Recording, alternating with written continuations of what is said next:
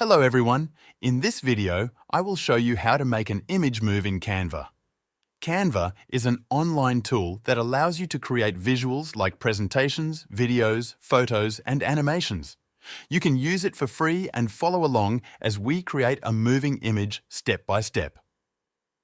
Start by going to canva.com and logging into your account. If you don't already have one, you can sign up using your email or Google account. Once you are logged in, click on Video option and choose Create a Design. This will open the video canvas, which we'll use to build our animation. Now that we're in the video editor, let's begin by adding a background video. On the left-hand menu, click on Elements.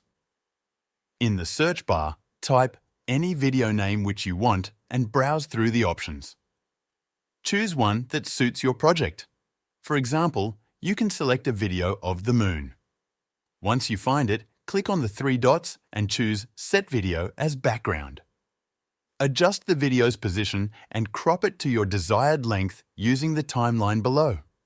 If you don't want the video set as a background, you can resize it manually. Click on the video, adjust its size, and position it anywhere on the canvas. Once the background is in place, click on the Transparency button in the toolbar and lower the transparency to about 50%. This will make it easier to layer images on top. Next, we'll add the images you want to move. You can upload your own images by clicking on the Uploads tab or use Canva's library by searching in the Elements tab. For example, let's add a tree. Search for a tree in the Graphics section, select a design, and position it on your canvas. Resize and place it where you want. Repeat this process for additional elements, like a bench or birds, to create a more dynamic scene. To make the images appear to move, you can adjust their position and timing.